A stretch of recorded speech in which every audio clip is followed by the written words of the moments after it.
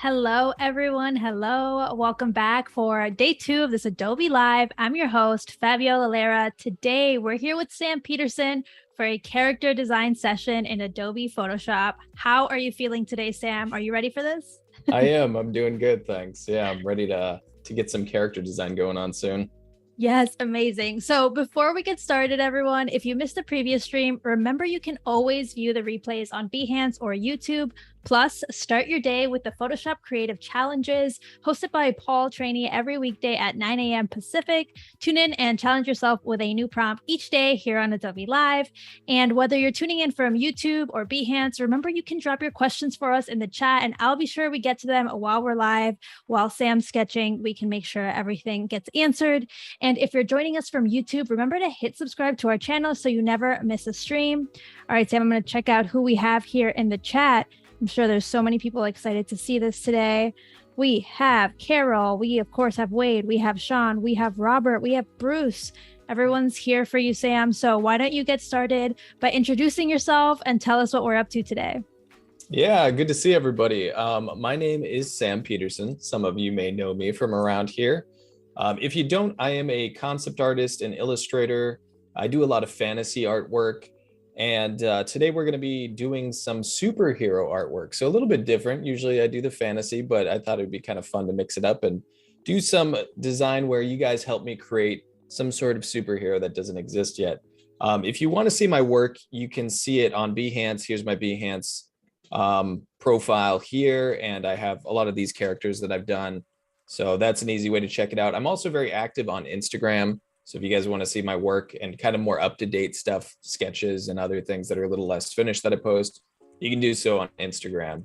But those are probably Peterson the best places Art on Instagram. I didn't see your handle there. Is it Sam Peterson Art? Oh yeah, Sam Peterson Art on Instagram, on Twitter, on most places. Sam Peterson Art on Behance as well. Perfect. That's just to make sure everyone knows where they're supposed to be going today, so they can follow your work. Okay, so what is the first step here? I'm seeing all these characters. They're very intricate, very involved. I'm like, how do you even get started here? What's going on? Yeah, so I can jump into Photoshop and kind of show you that process. Basically, the first thing I always do is just some rough sketches. Sometimes I like to warm up and just doodle some heads or, something like that. It kind of depends what I'm doing for the character. A lot of times I don't really know what I'm doing, so I'll just draw something random and see if it sparks an idea.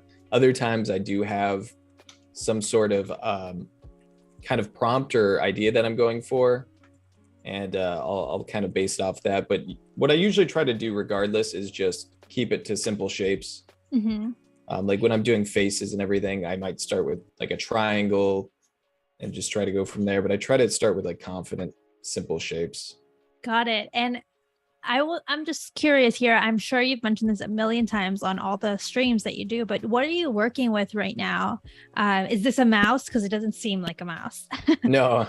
Yeah, this is a Wacom Intuos Medium. It's not the Intuos Pro models. It's just the regular medium. Cool. I'm sure that there's a lot of people who will be curious and be like, wow, he's so masterful with the mouse.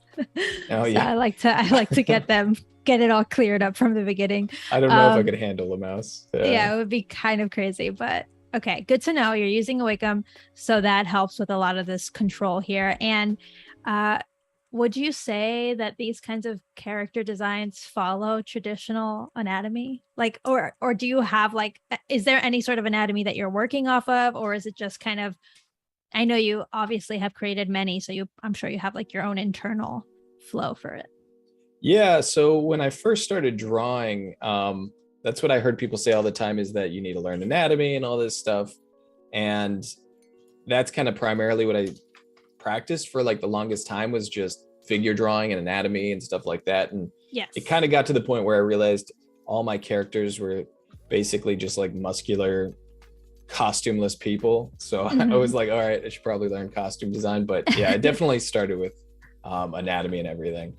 Perfect. That makes sense. I feel like it grounds your characters, even if they're fantasy characters, in some level of realism. Yeah, definitely. It's what's going on here? I'm curious. I'm like, okay, you created two faces. You weren't feeling those, or you're gonna leave those to the side? Like, what is this process here? yeah, so those were just kind of me warming up, Got it. making rather than just like making random lines to warm up, I'll just doodle heads or something. But since we got one stream here today, I figured I should jump right into it. And now I'm going for a pose. So we're doing a superhero. I figured some sort of, generic superhero pose would be good. Just kind of maybe hand on hip type of thing. Very confident.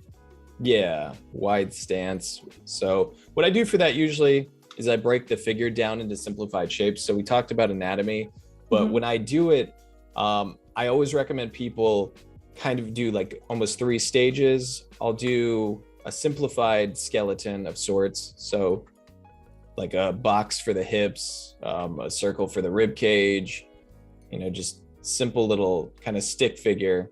And sometimes I'll kind of combine that with gesture drawing to get a pose.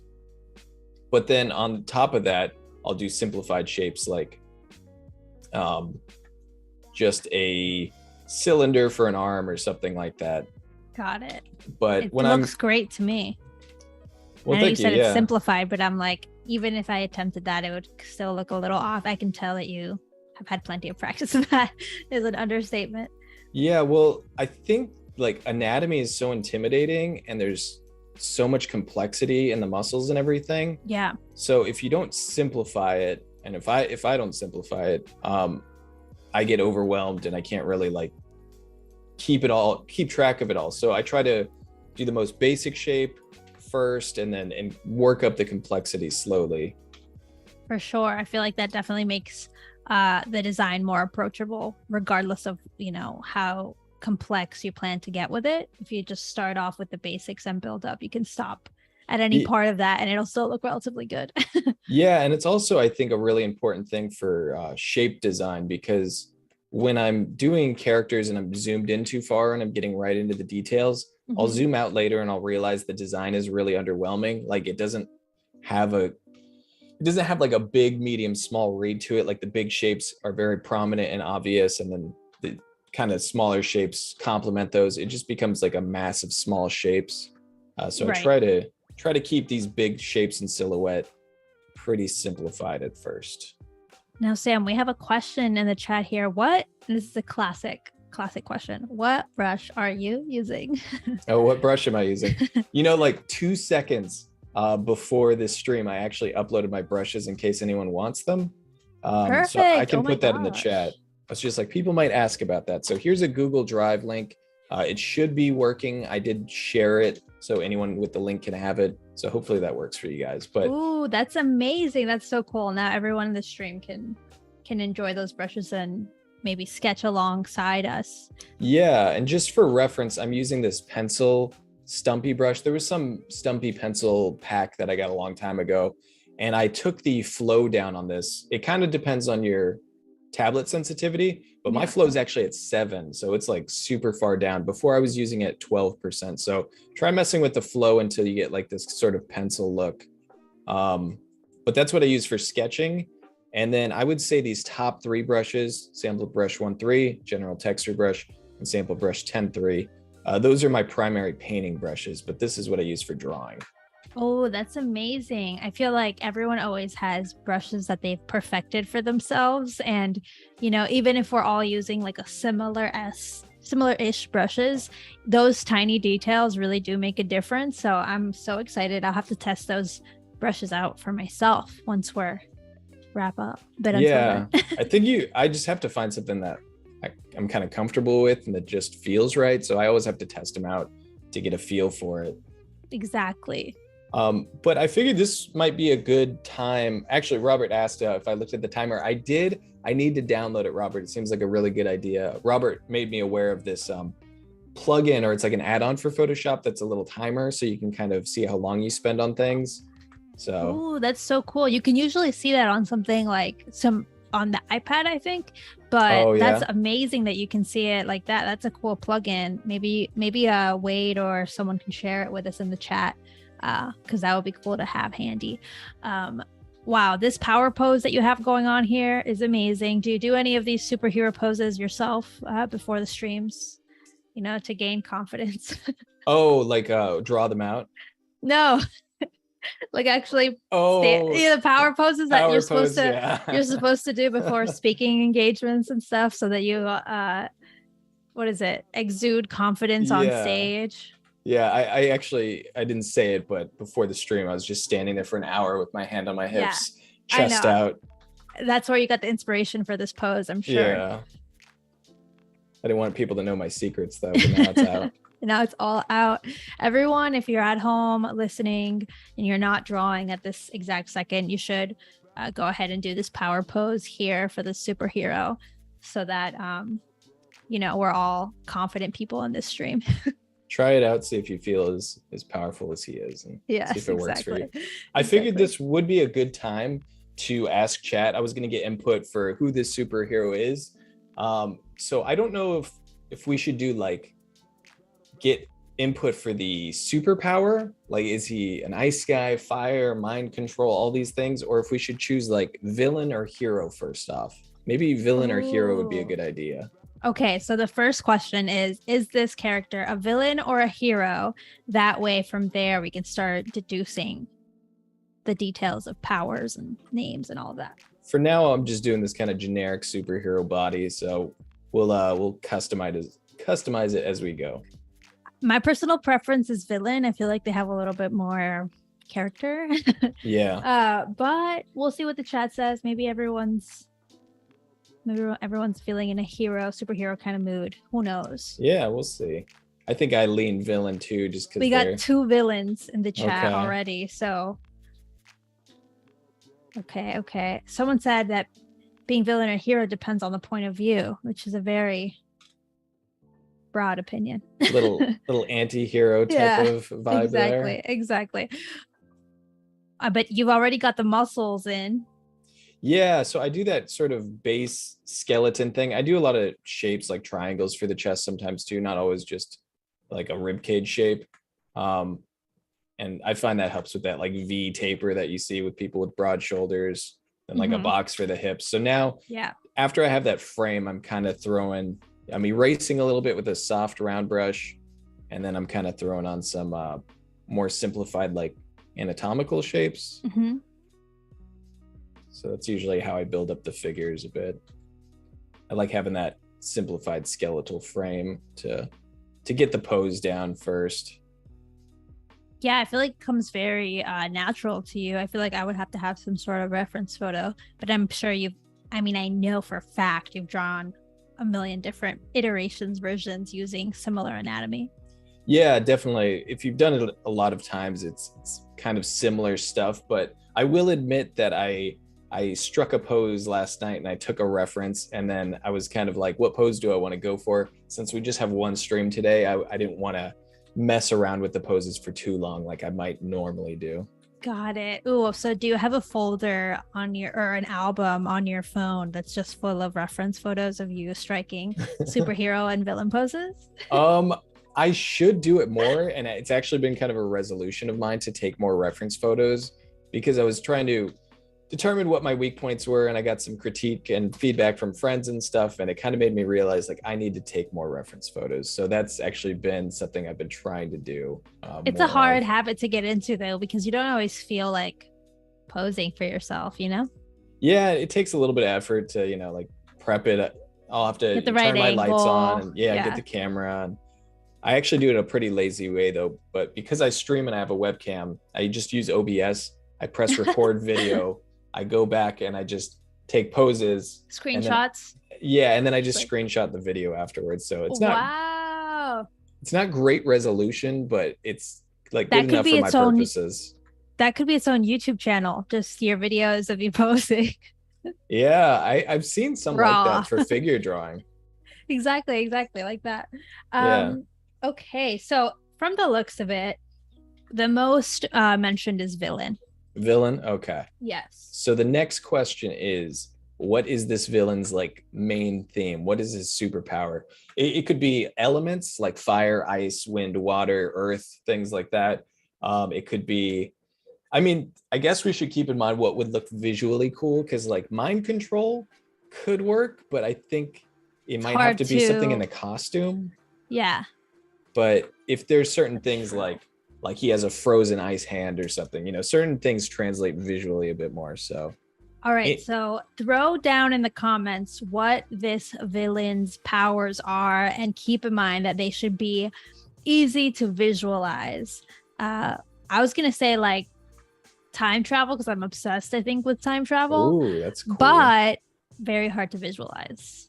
Yeah, I Time. think sometimes when I think of things like that, I almost think of the Riddler's costume. It might have to be something that's like, oh, he's got like a time travel themed costume. But Yeah. I mean, that would be a really cool superpower, even if it was like time travel that wasn't like he's going back years, but maybe he could go back a couple hours, or there's a certain time limit that he can do. So if Ooh, he's it's fighting like a very hero, immediate. yeah, like maybe he can go back like 10 seconds even only. Short term So it's like time the travel. hero would punch and then he would like get hit, but then maybe he Reverse. would reverse 10 seconds so he can dodge it afterwards. That would be neat. Wow, if you can constantly edit your life up to 10 seconds back, that's kind of clutch. Yeah. Um, okay, we have here spelling as a superpower, ectoplasm, just says ectoplasm. Um, and then we have here a suggestion from Ted says, Sam, do your Iceman villain. Oh yeah, I think he's So, referring to a DCC challenge I did where he did like an yes. ice superpower. Yes. Wade says teleportation, which I agree is also kind of similar to time travel in a way, even Yeah. if it's present time. I like that conceptually. Liquid transmutation. Ooh, that's interesting. Kind of like Okay. water sort of thing. Is that Um, kind of like Animor? Do you remember that show? Was it called Animorphs? Am I making that up? yeah. The book series, was Or it? like Alex Smack or something, where she Oh would my gosh. turn into liquid metal. I made an Was that her? Alex Mack reference like some months back and nobody got it. And I was like, I guess it was kind of an obscure show, but I'm Yeah, it glad was on for like, it felt like it was on for like a summer, but it was cool. someone else remembers that show. Yeah, I have a vague recollection of Alex Mack in my mind. Yeah, like the intro should melt into a puddle. Yeah, exactly. Yes, Cody says Animorphs book covers were terrifying. I agree. Yeah, but that's like kind of that could be a cool villain, cool villain. That's Superpower. actually a really good point. I was wanting to bring up too, because you have a lot of superheroes that kind of have animal influences. Yes. So if there's any animal influence, Batman is an obvious one, though he doesn't look like a bat really. But Yeah, there's looks like like a Killer bat. Croc and stuff like that. So if you guys have any Yeah, animal influences, we could kind of combine that with maybe we could pair like a superpower with the animal influence. yeah, that's what I was thinking. That could be neat. But it's anything goes. Whatever you guys think would be cool. My mind is racing, you guys, but leave your suggestions in the comments so we can maybe meld them all together into this weird mutant villain. Yeah, because we're getting to the point where the body's just about laid out.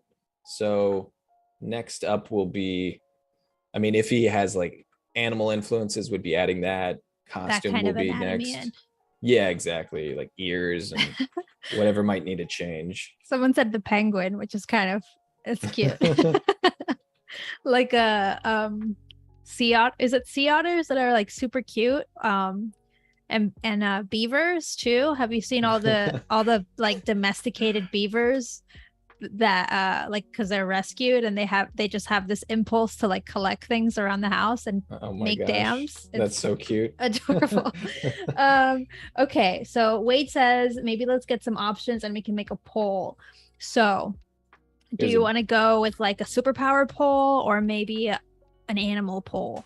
I was wondering about polls. I was thinking we could also just kind of get a feel for what chat likes, but if Wade wants to make a poll, that works too. I guess there's two parts. There's the superpowers, if there's any really cool ones of those, and then like potential animal influences. So we can combine them, we can mix and match, whatever works. I think we're gonna have to do some just mashing of themes here to get the right combination for this villain. But let's see. Based on the chat, we have a lot of stuff happening here, so it's hard for me to put together a poll. Sunman, like we had a lot at first for the powers themselves. So maybe we go with powers, because I feel like animals is just getting a bit chaotic. Yeah, it's tough. I do like Cody's suggestion of sloth with super speed. I did like that one too. So what if we come up with 3 and see what people want? So we have sloth with super speed, which is will be tricky in a way. What if it only has super speed when it's activating it, but in all other elements it's very slow? Oh, just like normally very normal slow. It's very slow. Okay, guys, this is a lot. There's a lot of different options here. I think ultimately, Sam, we're gonna have to just pick one of these to go with, because there's a lot of back and forth in the chat. let me see real quick. I'll give it a little glance. I kind of like sloth. I think the claws are intriguing me. Yeah, the sloth, like a very sloths are so chill. If you made a villainous sloth, oh my gosh, it has the right contrast to it, you know? Yeah, villainous sloth. Elephant, acrobat. I'm trying to think of my favorite. One of my favorites is a sea otter, but he just chews through everything if he's a villain. Or is that a beaver? That's a beaver. Yeah, a beaver, I think. That's a beaver. How many? I gotta look what a sloth's claws look like. I'm looking at beaver. Oh, they got 3 big claws. That's neat. Beaver. I'm looking at beaver images here. It could just have a giant tail and really intense teeth. And its attribute could be that it's just like the teeth can chew through anything. Oh, that's my idea. The teeth would definitely be an iconic look for sure. Exactly. Okay, we have wait, hold on. I think I missed one. Oh, that the sloth could slow time for others. Oh my gosh, I like it. That's a really good, conceptually very strong. Yeah, I think the sloth is having the most it has the looks that we're after, and it has the attributes that we can make into villain powers. What if he can like slow time for others and then gain the speed that they lose or something like that? That could be neat. So he could only be fast if he takes it away from others. Yeah. So that's his like origin story. Yeah, he's got to sap the speed from other people. Forever, even the people that he loves. I like it. Or like it could even be like a temporary thing, like in the moment he'll take their speed and it has like a duration it lasts. So right. in the moment he'll kind of take it away and can have a little burst of speed, which is odd if Slothman has bursts of speed, but we could give him but that's what he ultimately wants. Yeah. It's what he's passionate about. That's what he's fighting about, for. Speed. Sloths have these like raccoon eyes, like the dark eyes. I like that. Yeah. That's kind of a cool and it's very like long, like squished horizontally. Yeah. Give him a little sloth mouth too. And if he has like a backpack, it could be filled with eucalyptus leaves and stuff. Just snacking. Foliage. Just that's his how he recharges. Yeah, I was gonna say, is that his like where he gains his powers? Yeah, I think he has to consume technically eucalyptus. If he eats them, he has to rest to digest them. Okay. Maybe. I have to look at I didn't come prepared with sloth knowledge. But I'll have to brush up. Are you telling me you don't have sloth notes handy at all times? Yeah, what I should have known. They have a multi-compartment stomach that allows them to effectively digest the tough cellulose that they eat. This is a slow process taking 30 days to digest one leaf. Okay, so I was right. So maybe he's just trying to digest. That's why he's so upset with the world. Maybe like every time he saps the energy from someone, it has like a hibernation period that he has to like recharge. So yes. The more he uses his power, the more he has to have downtime, and so he has to really like pick his times when he's using it. He's got to be very selective. Selective. So he's kind of a mastermind because he's very Yeah. calculated. Yeah, and that would make sense for a sloth because they're so slow. They would have to be kind of calculated. Right, because you don't want to overexert your energy, your reserves. Oh, and sloths have an extra vertebrae at the base of their neck, allowing them to turn their heads on a 270-degree axis. They can obtain an almost 360 view of their surroundings, which proves to be a highly beneficial defense mechanism. Interesting. So that could be interesting for your pose. Yeah, like he's got his head on a swivel. Yeah, exactly. If anyone's curious how I'm learning so much about sloths, I'm on the worldanimalprotection.us site. So there's that. And I'd like to believe you just know all this. Yeah, this is just I just have a running doc. Okay, amazing. I can't believe they take 30 days to digest food. Cody is also equally as shocked. 30 days to digest one leaf. That's nuts. Yeah, that's pretty interesting. That's why they made all that sleepy time. That's why he only will have one leaf in his backpack. It's a 30-day supply. I see it. I see Slothman coming together. Got to kind of figure out a, let's see, costume here. So I'm on images. I'm ready to contribute. It's a very wide nose. You have it there. Yeah. It's going to kind of have a little shaded in a bit. Let's put a costume on him of some kind.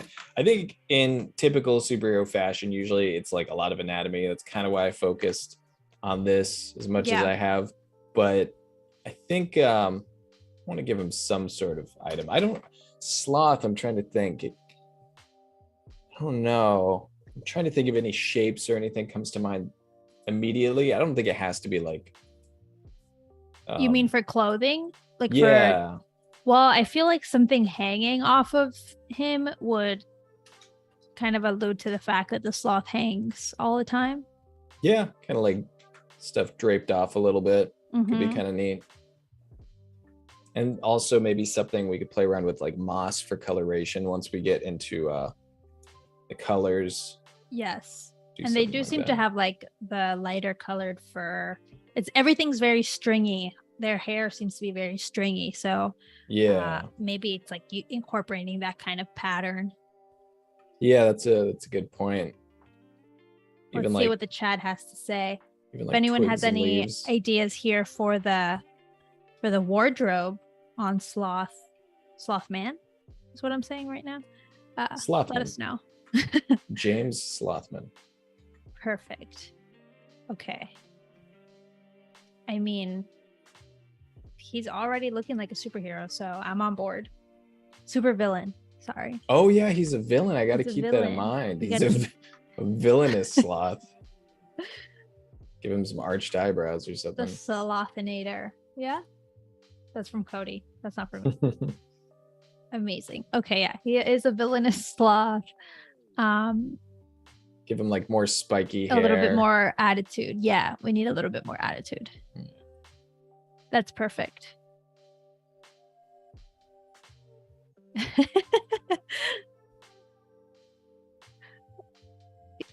I feel like sloths wouldn't typically be the villain, but that's what makes it great. Yeah, I do like that dynamic. Okay, so Wade is saying that algae and fungi have enough time to grow on the animal's long hair as they hang from the trees. So you could incorporate some sort of maybe like a mushroom or moss type of covering. Yeah, I like that. I think a lot of this stuff can definitely be communicated in color. Yeah. Perfect. Try to imply some costuming. Just for the sake of time, we'll get some basic shapes here. This is amazing. I do like this idea. I don't think I would have ever come up with a sloth villain on my own. I mean, who does the sloth villain? This is just a question for us in general. Who is the sloth villain's arch nemesis? Like, who is the hero that he is so angry with?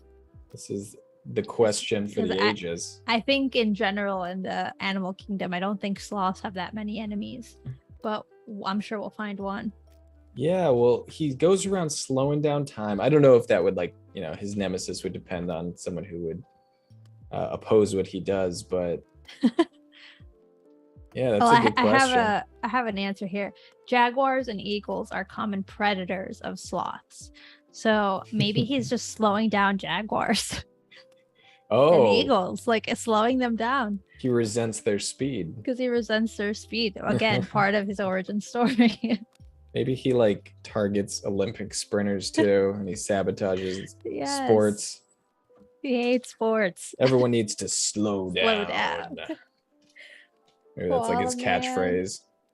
Yeah, his catchphrase is like, take it easy. Cody says the Black Panther is the sloth's enemy. I think we're all piecing it together perfectly. Oh, okay. Well, Black Panther then. There you go. There you go. I just like imagining him saying all these cheesy one-liners just as he slows people down. You know, time to take it easy. You know how like superheroes have like poses and they're like usually like a cape sling or something, and then they do their pose. Yeah. I imagine that his would be very slow. Or like he's just lounging in a chair. Yeah. Power posing in a chair somehow. So slow. He would never even make it into the preview for a movie. Perfect. I like that texture that you're adding in there. Yeah, I'm trying to think like what could we do for him to, what kind of shapes would make sense? And I'm just thinking kind of a furry texture. Mm-hmm. Could even like be his hands and arms are furry, but then they kind of fade off around his shoulders. Let's see. Or the reverse.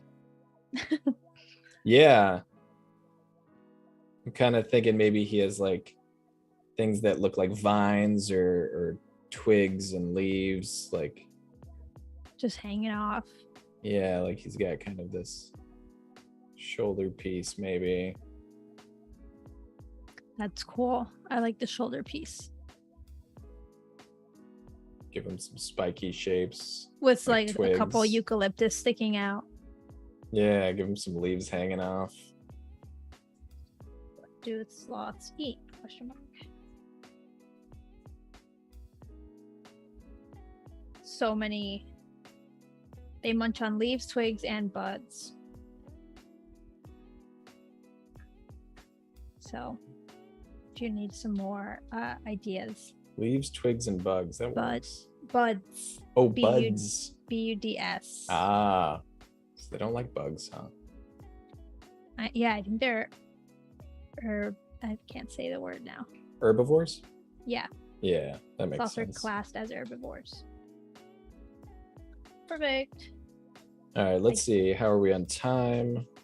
Okay. We have plenty of time here to develop this.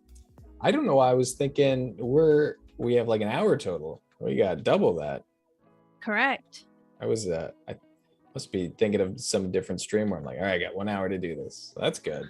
We got some time. 2 whole hours to dedicate to this slothy creature. And where do you usually go? Like right now we're just kind of brainstorming and we have the chat for costume ideas, but is there any sort of resource or go-to place where you like to get inspiration for your character designs? Yeah, I think I'm probably most often inspired just by other artists and their designs. Like sometimes I'll just see really, really cool art, really cool designs, something that kind of sparks my imagination. I'm like, oh, I want to do something, you know, kind of like a neat character design like that or whatever it might be. I I don't know. I think sometimes inspiration can strike too when you're just out and about, or you see something that kind of makes you think of more possibilities. Maybe it's like just something you see outside, or even lighting situations have kind of like made me think like, oh, that's a really cool lighting. Right. I wonder if like I did a piece that, or a character that had that kind of lighting or something like that. But a lot of times I'm just really inspired by other artists that I follow on Instagram or Behance or ArtStation, just any sort of art sites like that.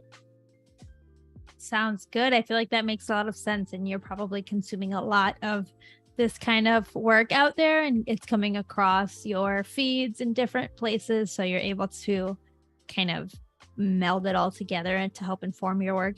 Do you do any sort of kind of organizing of any sort of inspiration materials ever? Are there any books, or do you have a folder on your computer with inspiration for anything, or do you feel like at this point you have it kind of all just in your mind? Sometimes I'll specifically be working on an aspect of my work that I'm trying to improve, and I'll make little collage references of that. So if I'm really like trying to get better with texture, for example, and there's an artist that I follow that is like just does an amazing job of it, or lighting or whatever it might be, I very well may just like save a bunch of that stuff, put it into a reference folder, or not a reference folder, but I use something called PureRef sometimes. And it's just like easy to make quick collages and arrange images together, just to be like, this is kind of what I'm trying to achieve for texture. Like, how do they do it, and how am I using it, and what's the difference?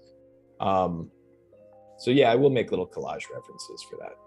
Nice. Yeah, I feel like that's just handy when you have like a goal in mind, to have a visual kind of target as to what you're aiming to convey. Even, not even just like doing the exact thing, but just going for that mood or going for that amount of detail. Having that reference photo can help you out. Definitely, yeah. It's good for me to like remember what I'm shooting for, like what the objective is for this piece that I'm doing, what I'm trying to achieve with it, and all that. Oh, Slothman looks sad. Oh, he looks sad. I'm trying to well, like angry sad. Okay. Like frustrated. Trying to make him look pretty perturbed, because he's Slothman. He's just so resentful of everyone else's speed. I will take it from you. Is that his voice? That's what I'm. I don't know if a sloth would sound like that. That's just my generic villain voice. It would have to be so slow. If we had access to a voice, what's it called when you can alter I can't think of the name right now. Pitch, when you can, so we could do it right now live. Everything would sound so slow. Yeah, it would be funny if like every time he's giving his villainous monologues, it's just really drawn out to the point that the superhero is like kind of getting irritated. Like, okay, come on, out with it. I feel like Slothman has a lot of potential. I think so too. For movies, and for maybe even a whole universe. Yeah, or he's just integrated into the universe, I think. I may have to come back to this. I'm doing this animation project with some people, and it's kind of this like Dungeons and Dragons world fantasy, and it's a little like gags and sketches that are just silly ideas of things that would happen in a D&D world, perhaps. And we haven't finished any, but we're working on them. And I feel like somehow I'm gonna have to shoehorn Slothman and be You're gonna have to get him in the mix. I know it doesn't really make sense for a character for this universe, but like if we can fit Slothman in, maybe I'll think of some ideas for that. We either fit Slothman or I quit. Yeah, Slothman or I'm out of here. I'm out of here. Gorgeous hair. I feel like he maybe should have kind of some stubble at least. Yeah, I like the idea that the villain always has like long hair. Yeah. Like a bad boy, for some reason. Bad boys have long hair. I don't know. Bad boy Slothman. I want to make it kind of stringy too. It has to be stringy. Yeah. He can't look like he showers. Exactly. He has no time for that. Okay. So there's so many parts of the character design process. Do you have a part that's your favorite? Is it the lighting, or is it the costume design, or is it the concept for the character themselves? Like, what part is your favorite, would you say? I think pretty much everything we're going to be doing today are all my favorite parts, and that's the parts that are everything is like new and being determined. So the sketches, we're making everything up. All the ideas are happening in this stage. And then the next thing I'll be doing is coloration, and that hasn't been determined yet. So it's kind of a new inventive process of like, all right, what's the color palette? Um, Once I get more into the finishing rendering stage where the idea is already there, it just needs to be refined. That's where I start to lose a little momentum and Got it. sometimes, Once but you're like in the weeds of it all. yeah, because I'm excited to do the lighting next because it's like, oh, what's the lighting going to be like? And what are the colors going to be like? So that Gotcha. there's all these possibilities at this point, but once it's like, oh, the idea is there. I get it. I'm kind of like, all right. You could hand it off to somebody else. You want to move on to the Yeah. next design. Yeah, and sometimes that stuff's fun too, but for the most part, I like the beginning stages where you're determining everything. I get that. I feel like it has the most creative potential. Once you're at the end, it's like then nothing's gonna change at that point. Yeah. Wow, I really love these little hanging effects. I feel like they really set the mood for the sloth. Yeah, I Man. wanted some like sort of vine or, motifs where things are kind of hanging off. He looks a little bit more like he lives in trees and he's very unkempt. Yes, I'm laughing because it's just a funny concept for a villain. Okay, gorgeous. And do you think Slothman is the right name? His official name is something that we should work on throughout the stream here. Yeah. If anyone in the chat has any ideas for the official name for this sloth villain, let us know. And I also want to give a little reminder for anyone just joining the stream. We're here with Sam Peterson, creating Slothman character design in Adobe Photoshop. If you have any questions for Sam, drop them in the chat. I'll be sure to get to them. And in the meantime, just keep watching this sloth villain come to life. And I just realized I haven't flipped it yet, which is something I typically try to do to make sure, something's not skewed too much one way or the other. But I haven't done that. So what I'm going to do here is I have these separate layers. I got original kind of mannequin. I got the more drawn out sloth man, and then I got the costume. So I'm going to go ahead and select both of these layers, the body. I should actually name that. I try to name all these. Body and costume. I'm going to do Control J to duplicate, right click those, merge them together. So now we got a backup. I have these still, but now I got a merged version. Got it. And what Why do you like to have that merged version? Because now I can manipulate both the costume and the body as one. Because when they're separate, I'm going to be pulling like part of one drawing away from the other, and they're supposed to sync up. But I also like to back up all my layers because sometimes it's nice to be like, oh, what did we start with, and where does it come from? And it's nice to show the process. So I'm going to flip it. And just a quick heads up to everyone, that's view, flip horizontal. I have it hotkeyed to Control T so I can do this. And nice. You can see how fast it responds. There's also edit, I think it's transform, flip horizontal, but that flips the whole canvas. This is just the view flipping. So I find this to be much quicker and more effective. That's so handy. I've always done it the other way, the transform way. Yeah, what happens is when I get larger paintings and the file gets bigger, you have to wait for it to load. But even on giant file sizes, it goes this quick. So it's very convenient. Super convenient and a good way to make sure your proportions and everything looks accurate enough for a sloth man. Yeah, and this is kind of where I want to see if I want to adjust anything. If any proportions need to be adjusted before going, like maybe I want to widen the chest or something like that. Sometimes I also use warp, which I also have hotkeyed, but if you go to edit, transform, warp, I have that hotkeyed to F4. So sometimes I'll like just kind of mess with it in this way if I want to adjust any proportions. Yeah, that's a really quick way to get it without having to kind of go in there yourself and make those adjustments. Yeah, and I like to do this kind of at this early stage. I mean, if I was going to do really clean lines for this, I'd be doing that next, but I like to transform it first so I can get the proportions correct. And I backed this up Nice. too. I backed up the merged version so I can kind of A/B it in case I And you can make it. compare and see what if you fix the parts that you were struggling with, or if you prefer the original. Exactly, yeah. Because sometimes I actually do look at the old one. I'm like, I actually kind of made it worse. Yeah. I like the original better. And then I can just go back really quickly. But you have to know what your options are, right? So once you have your options, you can determine which one you prefer. Exactly, and I do that all the time. I'll save something and then I'll change it and then I'll revert to save and just see which one looks better. Right. Or just flip layers. Ooh, wow, his biceps just doubled. He's got to have pretty strong arms, you know, climbing from trees. It's true.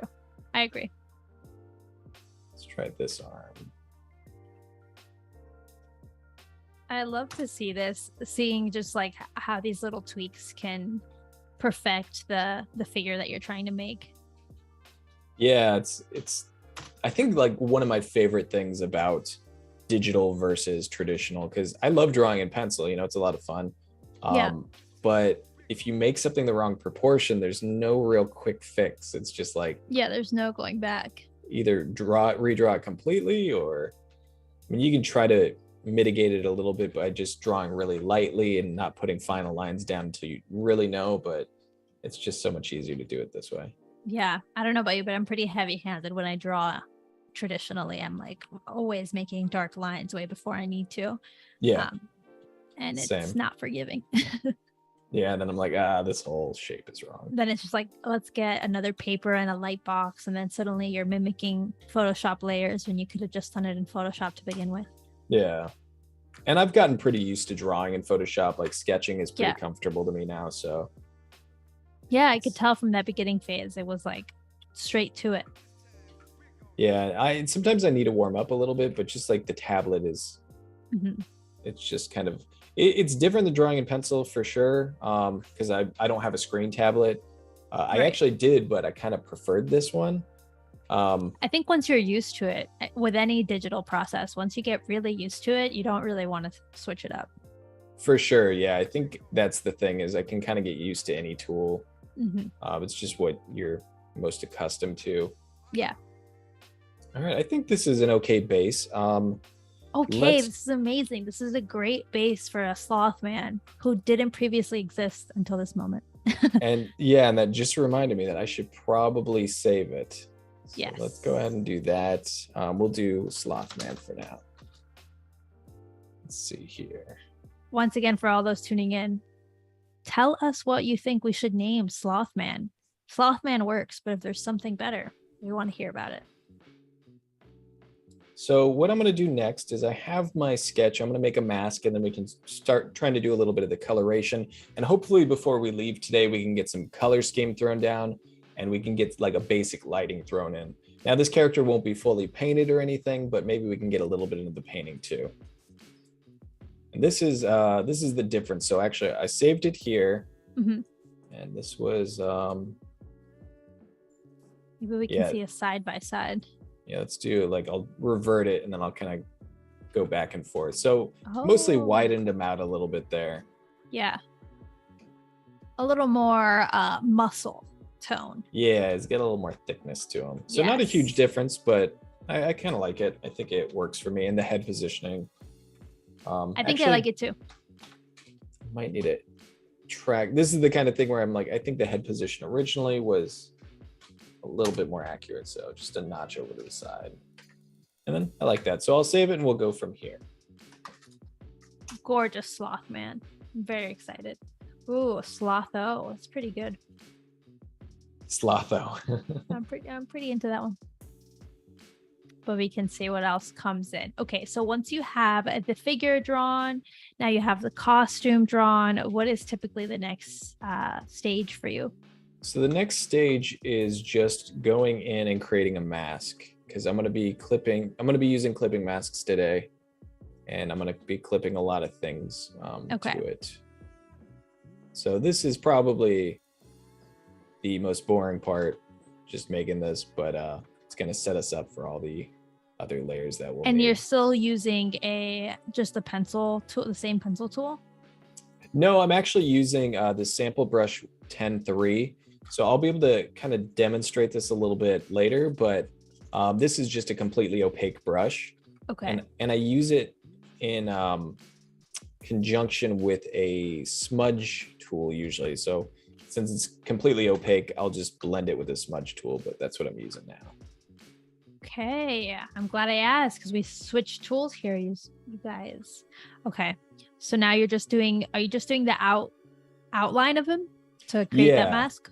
Yeah, I'll do the outline with this, and then I can just fill it in with like the fill bucket. It's a pretty quick and messy mask here, but I don't really need the edges to be refined at this stage. I can always refine them in the painting process. Perfect. If I really want to. I can also use a lasso tool. I just, there's not a huge difference, but this is just kind of Hard selecting. to control. Yeah, it works too. I do like the sharp edges it gives, but I don't know. Sometimes I like just drawing it in. Mm-hmm. But I can do this too with the lasso tool where I'm just holding on shift to add to the selection and just grabbing The parts shape that you here. want. Okay. Yeah, and we can kind of compare it. Maybe I'll do part with the lasso, part with the brush. I think the brush is just slightly softer, but either way works. I use both ways, just depending on how I'm feeling. That's cool. It's cool to see the different approaches you have to kind of the same steps depending on the needs. Yeah, I do like grabbing like little shapes like this, the lasso tool. It's kind of like little spiky bits. It's kind of fun. Gives you an interesting silhouette. Yeah, definitely. Nice. Yeah, this part requires just patience, huh? Yeah, and I try to stay zoomed out. I mean, my main thing is staying zoomed out and just trying to get the big shapes down because I feel like zooming in always takes longer and I usually get a worse result from it. Not necessarily for this stage where I'm getting the silhouette, but in drawing and painting, my whole thing is just staying zoomed out. And this allows me to kind of get the basic silhouette for the mask without spending 5 hours trying to get like the perfect shape. That's true. That's true. That way you don't get so caught up in the details. Yeah, and the thing is, like, a lot of these little details are probably going to be changed anyway. So spending so long where I need to have a perfect mask, I'm likely not going to be using those anyway. So it's kind of wasted time. Yes. At what point would you say you like to go into the details? Is it at the very end or is it never? I try to keep it into the very end. Okay. I think it depends on the piece and like how detailed am I trying to go. But I try to do everything, like literally everything I can from this level of zoom. Sometimes I will zoom in on the face a bit because that's the focal point. But this is a no zoom stream. No, I'm kidding. You can zoom in if you have to. I mean, that's kind of that's what I'm always like talking about on my own streams is just do as much as you can zoomed out. I mean, I usually just say this to remind myself, but because even now, sometimes I'll get caught up zooming in and I'm trying to solve a problem and I can't really figure out like why it's not looking right. And then I realize I'm zooming in and I'm like, all right, that's not going to fix the problem. Because anytime I've had a fundamental problem with a piece in the past, it's been the big shapes, the big values, something large that needs to be changed. And anytime I do paint overs for people, if I notice something's kind of fundamentally wrong, it's always something I do like zoomed out. That's a really big drastic change that you can see from out here. Gotcha. I mean, it makes a lot of sense. I think just like with digital tools, we're all inclined to zoom in because you can. Because it's so easy to, but it's not necessarily beneficial. And if you think about traditional drawing, you're always zoomed out essentially, unless you, which I'm sure a lot of us do, get very close to the paper. Yeah. And it's kind of like working on a smaller canvas or like in a sketchbook or something like that feels a little bit more. But I find that focusing on the bigger shapes always helps me. And I've never actually solved a problem with a painting or drawing, by zooming, by getting further into the details. Yeah, it makes a lot of sense. It's always like fundamentally this whole arm needs to shift over or something big. But now I want to know from folks in the chat how they feel about Zoom. Are you guys zooming in? Are you guys also staying zoomed out? Let us know in the chat if you're going to start implementing this rule of sorts into your practice. It's also, I feel like I will.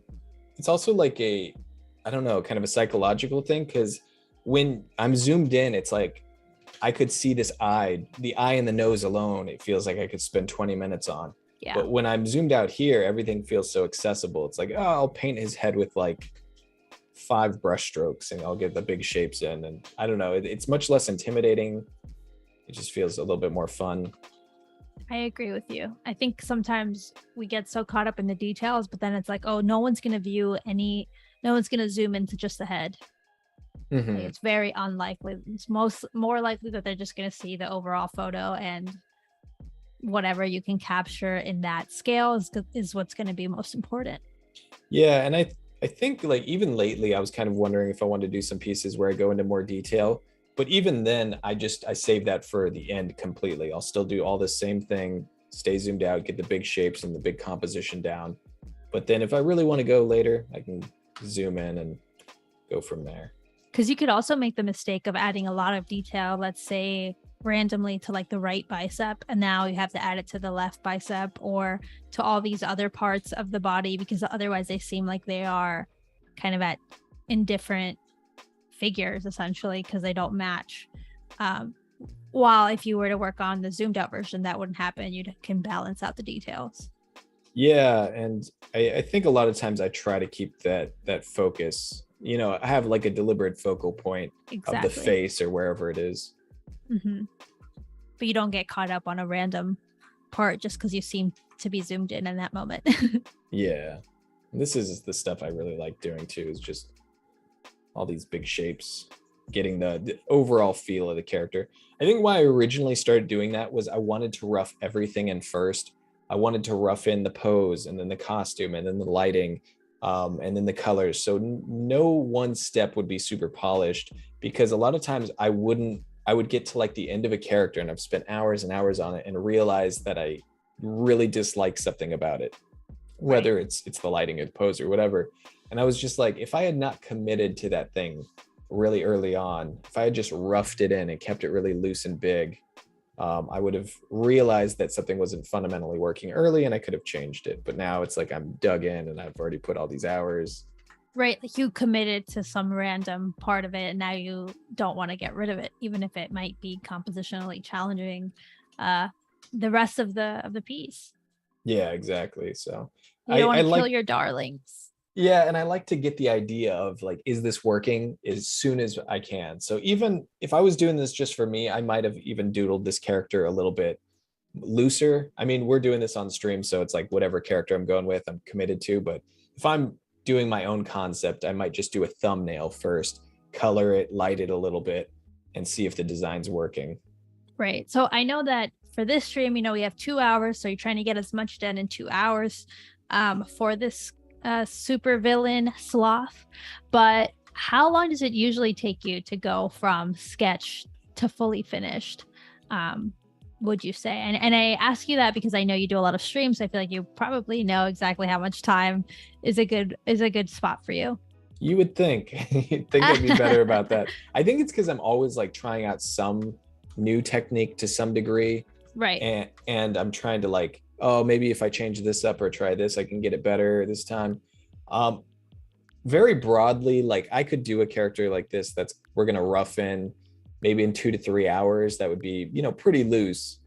But if it's more of like fully painted, I'm probably gonna be closer to, I'd say like 6 hours minimum. And then it could go all the way up until like, I don't know, 12, 14 hours, even more. But wow, I would say still, even just to get it to this point, I feel like colored, even if it's not fully painted, is very impressive in that amount of time. Yeah, it's something I'm trying to get used to more, but I think it's like, I think the more you have your workflow figured out, the more you can kind of dial it in. But I would say maybe characters take me 8 to 10 hours more on average. To be in like, to have them in a good spot where you feel like you're happy to just be done with it. Yeah. To call it done. Because sometimes that can be hours in itself of just being like, is this done? Yeah, exactly.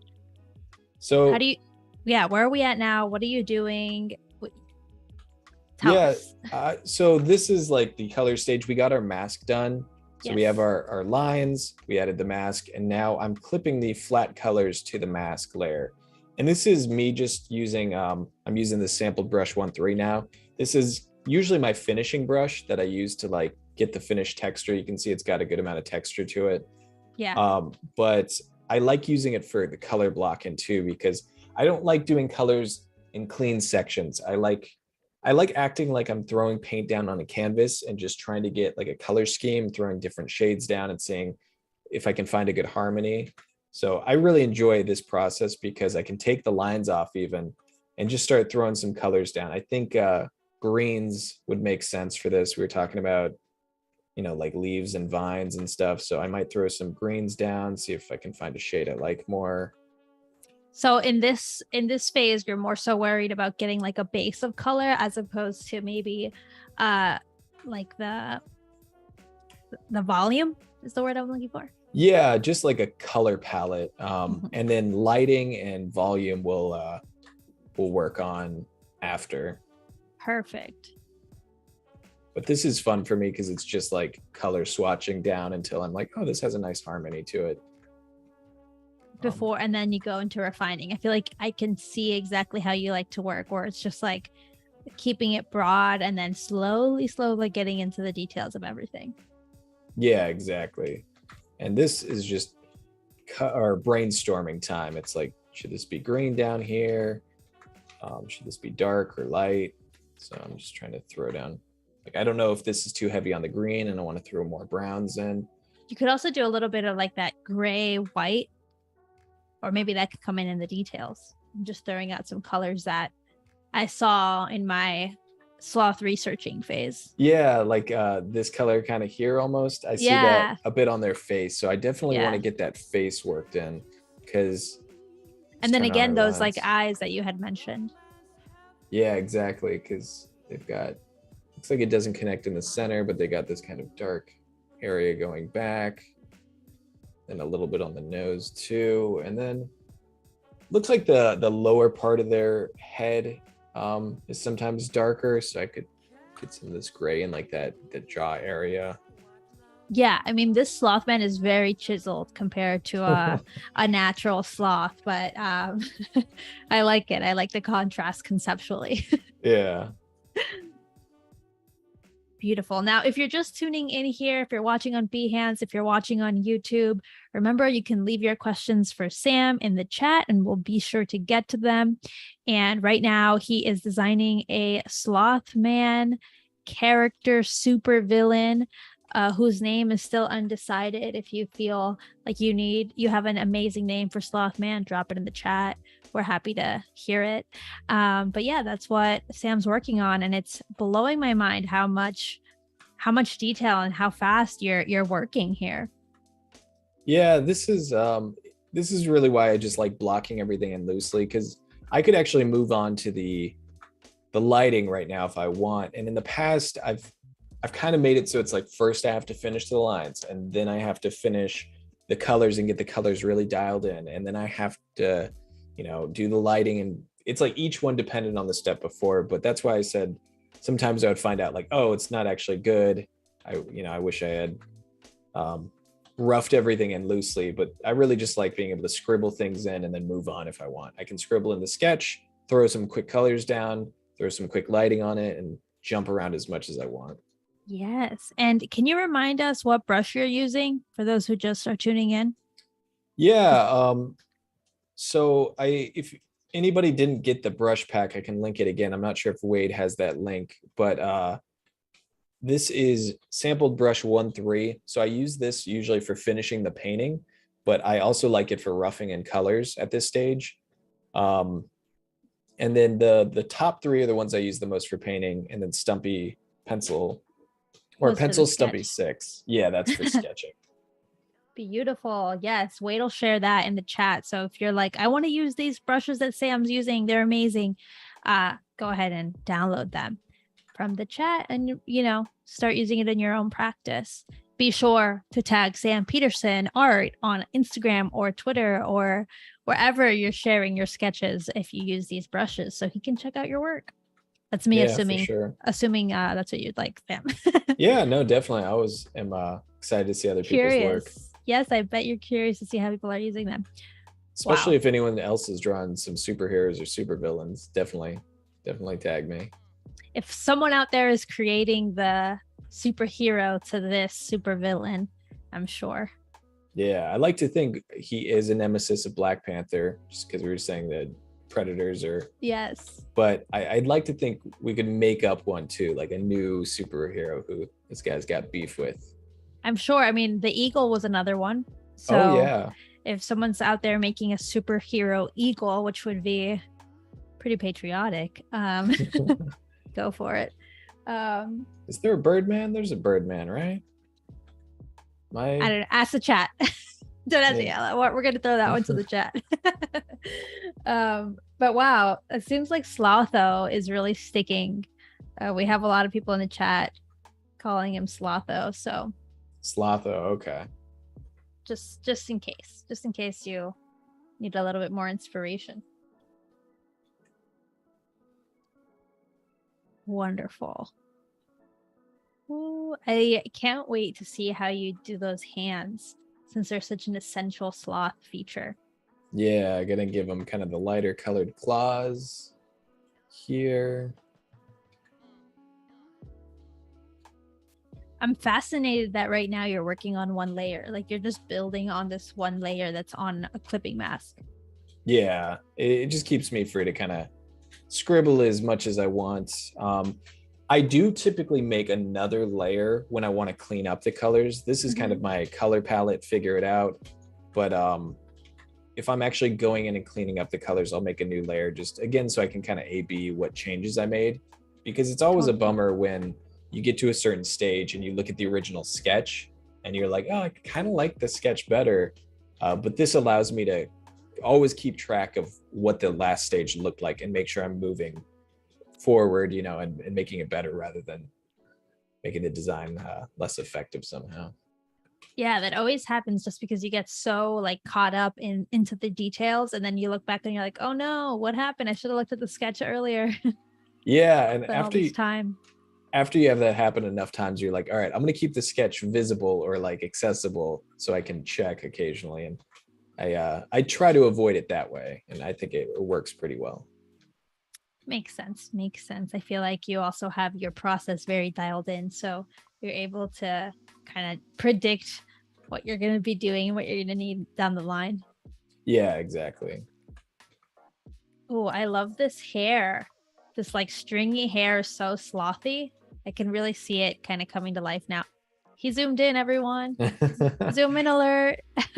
This is one of the rare times when we're working on the face. I'll allow it because I got to get these eyes. Yeah, this is like right. the main part of getting the character. Yeah. Accurate to the sloth. Yeah, because they have that cool like kind of streak that goes back. So I want to make sure I get that. It makes them look really sleepy. Yeah. And villainous right on in brand. This case. Lovely. I love him. So Sam, I know while you're working on this, while you're painting, if anyone again has any questions, drop them in the chat. Be sure that Sam gets to them. But in the meantime, I was wondering if you have any advice for people who want to get comfortable streaming their character design process or their creative process, because I know you've been streaming for like 5-ish years. You have a lot of experience streaming. What are your tips for people who are interested in doing this but are a little nervous? Yeah, so I think the thing about streaming is that when you first do it, you're not really going to have anyone probably watching your stream because it takes a while for people to kind of discover your stream and, even longer for you to sort of get to know new viewers and for them to potentially become regulars and that kind of thing. So I would say keep in mind when you first go live, you're probably not really going to get any viewers or maybe one or two. So it's very low pressure compared to if you go live and you have, 50 people or more watching you. Also, keep in mind, you can start as casual as you want. You don't have to start with a webcam or even a mic if you don't want it first. You could just start with your screen capture, and that takes the pressure off a lot. True. And you can build these things up once you determine you like streaming. So you don't need stream graphics. You don't need all these fancy things. But if you determine, I really like streaming, I want to do it more, then you can spend a little bit of time. So my point is you can start out very small. Um, and for like the kind of stress of working in front of people, I do have a memory of having that when I was first streaming, where I'm like, well, what if I have that thing happen where I start to design and it's just not working? And it's like, I want to abandon it, but people are watching me. And it's like, I don't know. I remember getting nervous about that. Like, I can't do something that fails, or I can't do something that's out of my comfort zone. And like, I have to prepare a sketch ahead of time, so it doesn't flop during the stream. I think that just went away after a while. It was kind of like, once you've streamed enough, it's not a big deal anymore, because when you stream one time, it's this big thing, like, oh, this is my live stream, this is my first live stream. Like, if I Right. were if I were to go on TV, for example, it would be make a fool of himself. But it's like, if you're a news anchor and you're on TV every day and it's your job, you just don't care anymore, because it's like, there's The nothing. stakes are low at that point, right? It's just, it is what it Exactly. is. Yeah, and it's just a casual thing at that point. It's just what you do. So it's the same thing like being on Adobe Live. I've been a guest a good handful of times over the years. So it's just more of like a casual thing. You're used to it. So I would say, if you're just going to stream once, it's going to feel like the stakes are really high and it's a big deal. But if you stream every day or twice a week even, and you just do it for months, it becomes, the more you do it, the more comfortable you get, is the Yeah. short way of saying it. I think it's also like, if you made one painting, that painting would be so important. But if you've made hundreds of paintings or sketches, it doesn't, they each carry their own little share of importance. It's you look at it collectively. And I think the same can be said for streaming or performing in any way, right? Yeah, absolutely. And I think that's a really good point, because I've heard that too, where I think it was some topic or article on like the fear of creating, or the fear of failure in creating. And someone was saying, like, there's an artist, artist A and artist B, and one artist creates like 3 pieces of work a year. The other artist creates like 3 pieces of work every week. So you can just crank out work every week. And if it's bad that week, who cares? Because you're going to do one tomorrow again. And this is kind of like updating on Instagram a lot. So there's so little pressure, because you're like, this one didn't work out, I'll get it next time tomorrow. But if you're like, Yes. this is my first piece of the year and I'm only going to have 2 more, there's so much weight riding on that one piece being good. Yeah. And that can be said for when you're streaming your process and you feel like maybe it's a failure, maybe you don't like the sketch, you don't like the final result. Well, you have another stream tomorrow. People can look at your collective streams and see like who you are as an artist, as opposed to having that one stream doesn't have to be your legacy. Yeah. So I think this is kind of like an overarching topic of fear of creating and fear of failure. And I've found the best way to do it is just to jump into it, and keep in mind that in the beginning, everything's uncomfortable, but the more you do it, the more comfortable you get, the more experience. So whatever it is, whether it's art, streaming, or doing anything new, just know that it's supposed to be like that in the beginning. That's completely normal. And the more you do it, that'll go away. Yes. Ooh, this is great. Everyone loves that advice. They're loving it. So I'm so glad that you shared your kind of perspective on that, since you're such a pro streamer at this point. We have one question here from Lowry Torres. Here's the question. I can't multitask, so I don't know if I'll be able to speak while I design and stream and read comments. Any advice? So I guess advice on multitasking while streaming? For sure. I think that's just inherently difficult. I don't think humans can really multitask. It's just like task switching. So I guess even now, like sometimes when I'm really trying to make a point or something that requires a little bit more thought, I'll stop drawing like I am now. So I have little periods where I'll stop drawing to really make a point.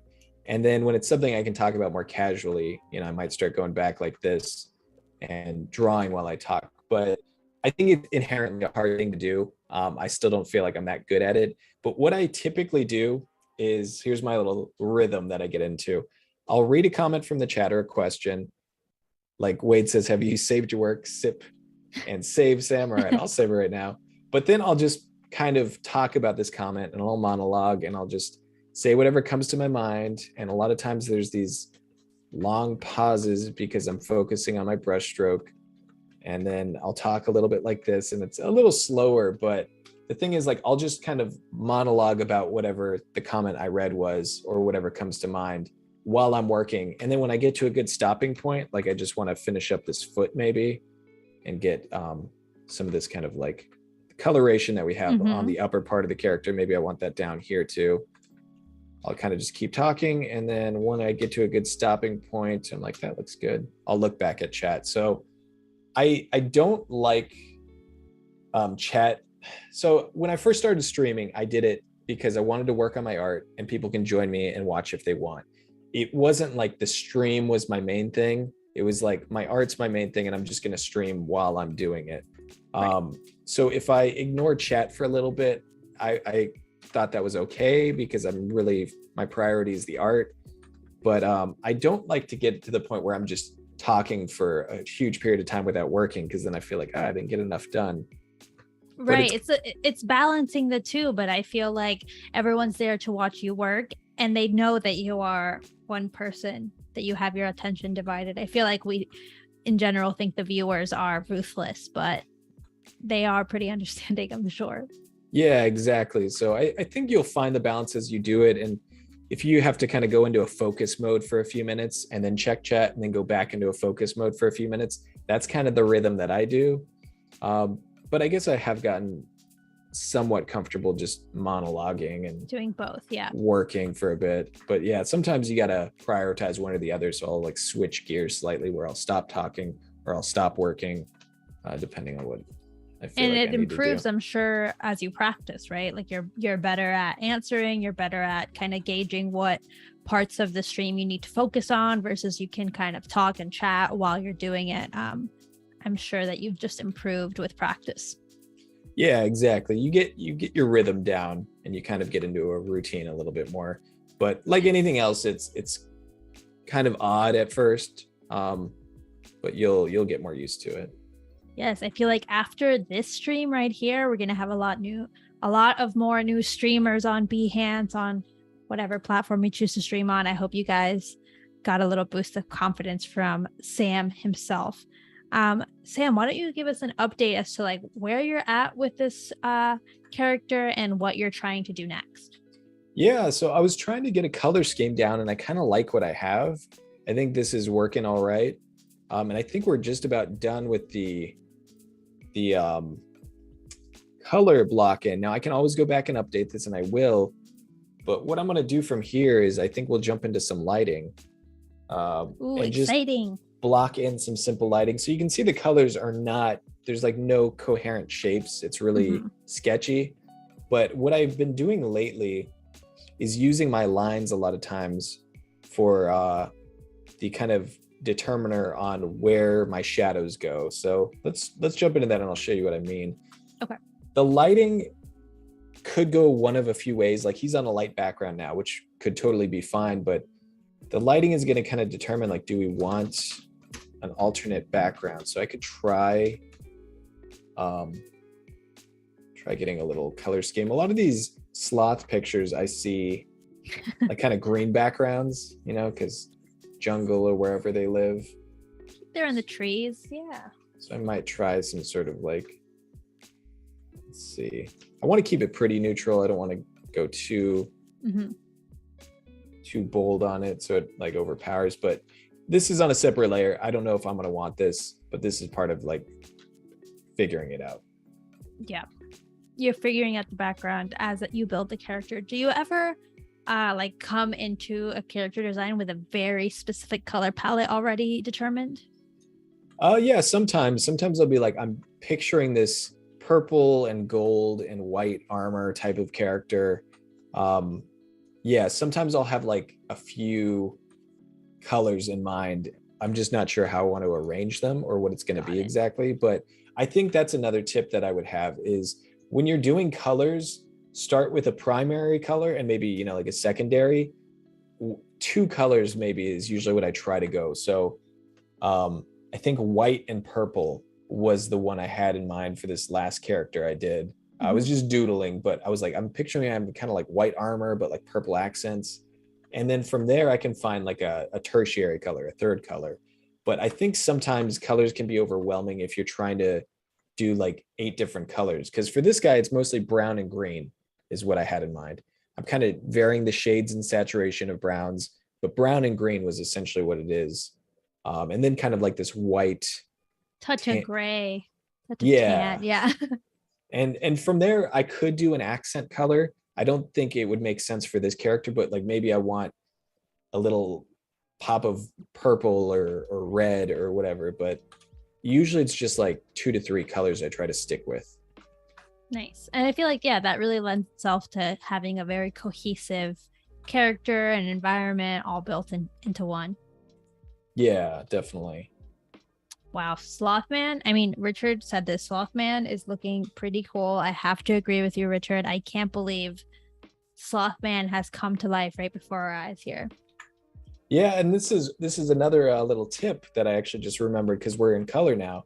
I recently reinstalled Windows, so I was getting my Photoshop back to normal, but I don't have this set up yet. So I was going to show you guys how to do it real quick. But if you want to check your values in a very convenient and accurate way, what you can do is go up to View, go to Proof Setup, and then go to Custom here at the top.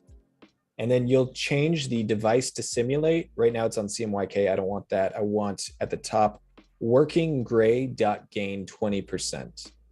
Okay. And I'm going to click OK, and now it's going to be grayscale. And what I can do to toggle it back and forth is Control Y. So you can see at the top the document name, and it'll say dot gain when it's gray. And this is just changing the view. This isn't actually changing the colors File to be grayscale. itself, yeah. Yeah, exactly. So if I go in here and make a new layer, when I'm color picking this, you'll see that it's color picking actual colors. And I can paint with them in this grayscale mode. I can sample them and blend them. And when I toggle it back, I've been using colors. Color. So just a quick way to check your values. Those are the 2 things I do a lot is I'll flip my canvas with Control T, and then I'll check my values with Control Y, and they're right next to each other. So I can do them both very quick. That is so cool. I had never thought of doing it that way. I usually would like grayscale it or add like a overlay layer to see if I can, hack it that way. But that is such a handy trick. What do you think is the value of seeing all of the values? I think it's good to see if you have a good arrangement of values and if things read in black and white or grayscale, because a lot of times people won't get enough value contrast between shapes and it just doesn't read. And the thing is, the value is the most prominent thing. Color is secondary. So if your values are good, you're going to have a lot more leeway with what colors you can put. But in a painting, if your values aren't in place and you don't have enough of a contrast between light and dark and that kind of thing, it just won't read 3-dimensionally. But even design, even just with flat colors, it's good to see, like, do we have coherent shapes and designs through value? Because that's going to be the most powerful impact on the viewer. So if you have a good design here, like I like how those leaves are hanging over his chest, the lighter leaves over the lighter thing, the shapes of his cloak, they kind of blend together, which is good because they're all similar earth tones, but they still have a little bit of definition. And I think this looks and reads pretty well to me. And I like how the brightest part is on his face too. Yeah, that's really important. I think it's really cool that even in the black and white version, the grayscale version, you can see the elements of his, I'm going to call it a skirt or pant, cloak, you had said. You can still see all those elements, like you said, because they could have read just like one big dark skirt area. Yeah, so it's good to check those things just to make sure early on that you're kind of on the right track. I like that you have it set up on a hotkey so you can check it like as just an instinctive part of your process as opposed to like an added thing you have to go out of your way to do. Yeah, exactly. If you use anything frequently, it's always good to learn the hotkeys for them or create your own hotkeys because it saves a lot of time. Yes. So tell me about how you're approaching this shading, because out of nowhere, suddenly we had shading coming in, and now I'm like, I can see you have a clipping mask, but what's your process for this usually? Yeah, so for my shadow layers, I typically do 2 of them. I'll do one that's just generic shadows like this, kind of airbrushed into place. And then I'll do an ambient occlusion layer, which we'll do momentarily. But I use a multiply layer for both of these. And that way I can go over the current colors we have and it won't actually change them at all. It'll just And I use this very desaturated purple color. You can see up here, it's kind of on the lighter end, it's pretty desaturated. And that kind of gives us cool shadows. So if you have a warm light source, you're typically gonna have cool shadows and vice versa. If you have a cool light source like the moon, the shadows are gonna be a bit warmer. So I just use purple because I think it kind of makes for a good shadow Cool tone. shadow, yeah. And if it's on skin, sometimes I'll crank it up a little bit more to the reds, like a little bit more red in the purple. I just try to make sure it looks good on everything, and this looks pretty good to me. So. Oh, got it. That's what you were doing before when you were filling it in. Yeah, just trying to make sure the color looks good with all the colors I have. Nice, smart. Before you start getting into all the shading. Yeah, and this part is the ambient occlusion step. That was real quick, just airbrush a little bit on it in the lower areas, like the armpit or like kind of below the arm, anything that would be getting shadow.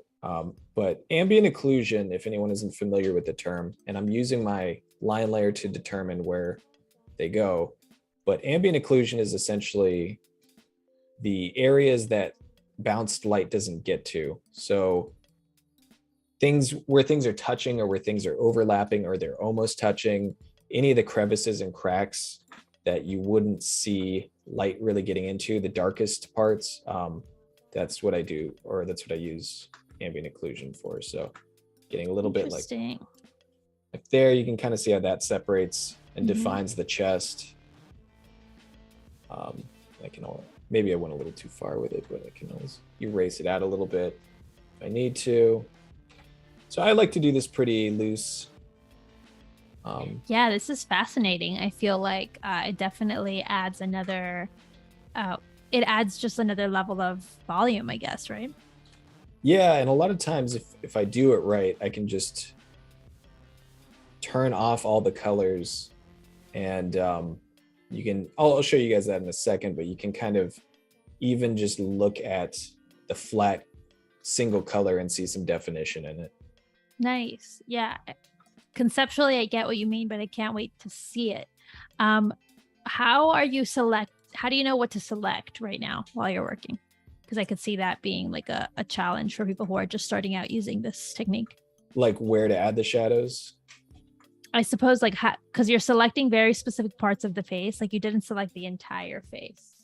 Yeah, the entire neck or whatever. It's kind of like key areas you typically see these shadows, like under the chin and in the hair next to the face here. Let me see if I can.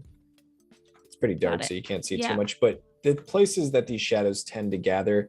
And if you have trouble with that when you're doing this, just studies is really what helps. So if you paint a lot of portraits or you paint a lot of figures, those kind of give you common places you see these shadows. So that will kind of give you the practice you need. Practice. Perfect. Ooh, he is coming together. A chiseled sloth man. Yeah. Or slotho, however you choose to call him. And here, the drawing is pretty loose, for the purposes of this stream. We're not going super in depth.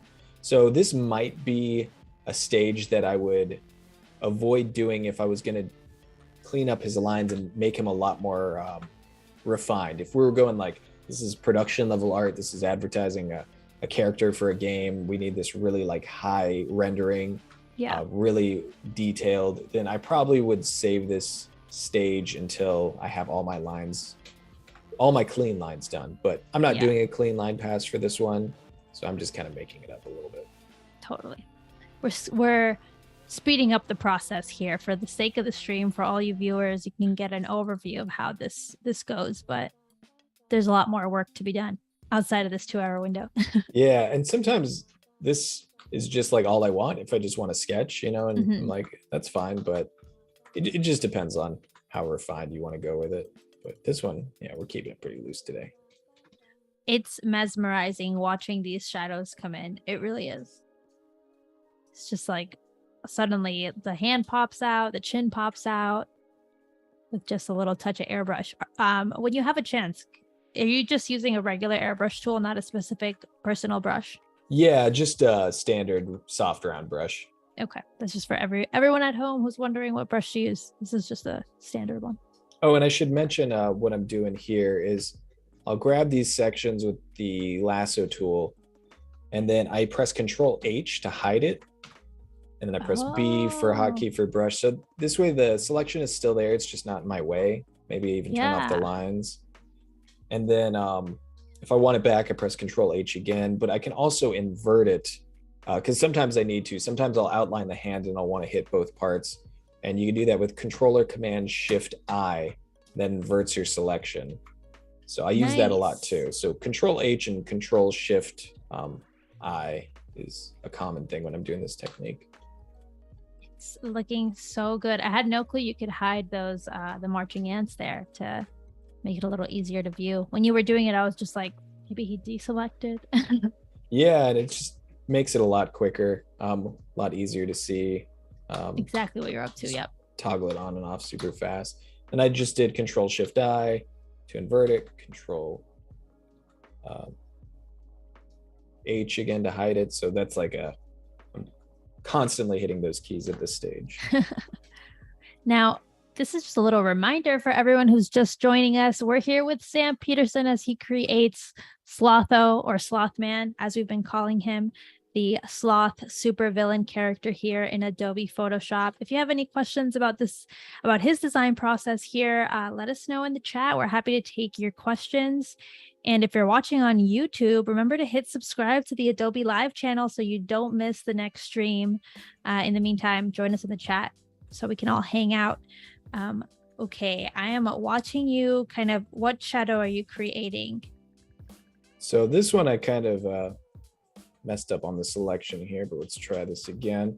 I'm doing it for the skirt, this whole like kind of hanging cloth. Just trying to select an area the outside here of that. Yeah. So like underneath, I'll hide that, Control H, I'll take the lines off, and it's this whole under part right there that I'm trying to shade. Nice. Some ambient occlusion shadows, so kind of mostly around those edges where things overlap each other. It really adds a nice little effect there. Do you continue to add to the shadow layer, or at this point are you only working on that ambient occlusion layer? I can add to it later if I want like a big gradient, because sometimes I'm like, oh, I want to add a whole, let's see, like if I want the whole part of the legs to be darker, I could just hit it with the airbrush like that. Okay. Like maybe here I want that a little darker, so I will jump back and forth. I just like to keep the ambient occlusion shadow kind of on its own, separate, just in case you need to make any edits.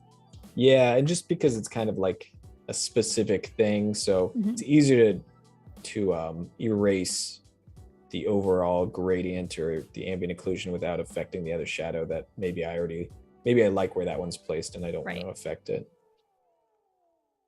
I feel you. You're always trying to kind of like be the least amount, as non-destructive as possible. Yeah, while you work. Yeah, a little easier to control. Beautiful. Now, while you're coloring here, I have slightly off-topic questions for Slothman, but very on topic for you as an artist. Do you have a current creative routine that you keep in order to stay so productive and motivated to create these pieces, or are you just like going fully based on mood? I try to. I feel like I've been really off my schedule lately. It's always this big battle of trying to kind of stick to a routine, but I work very well when I have an actual written schedule and kind of takes into account all the priorities I've set for myself. So I really have to like plan this stuff out and be like, what do I want to spend my time on? What are the priorities? What am I trying to achieve? What are my goals? And then I try to make a schedule based off of that. And also just kind of think long-term about like, what am I putting my time towards and why? So I've kind of come up with certain personal projects that I'm pursuing. And then I try to have like a list of priorities each day of like, all right, I'm putting this many hours towards this thing that I need to do, and this thing that I want to do, and this thing that I probably should do. And I just try to balance that out the best I can. Do you have any current creative personal projects that you're working on?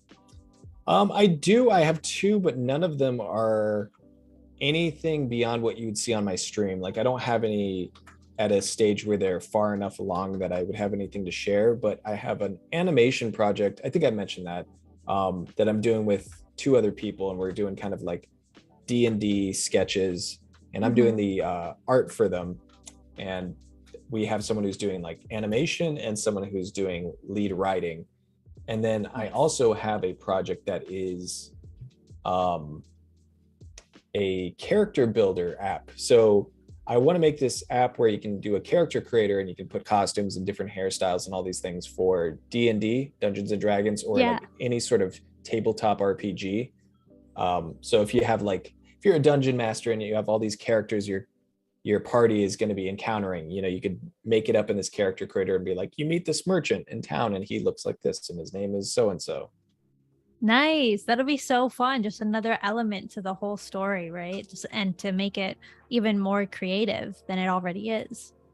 Yeah, and I thought that would be a fun project. I think it's going to be a big undertaking. They both sound like huge projects. Yeah. Months long, maybe years long, depending on what else you got going on. That first project that you mentioned, the one with the that you're collaborating with people on, do you feel like, I feel like a lot of illustrators tend to work alone. Do you feel like collaboration helps you with the creative process, or has it been challenging, or where are you with that? I think it works pretty well because I'm the only one doing the art. So if I had to collaborate with someone else doing art, I think that would be a different challenge and dynamic. But because everyone has their own thing that they do well, like animation and writing, I think it's very complementary and it works pretty well. And I think so far, I haven't really had any issues with it. It's just like, oh, you do that thing really well that I don't want to do. So that's great. Yeah. So you, based on that, would you encourage people? Would you encourage artists to collaborate, to find collaborators?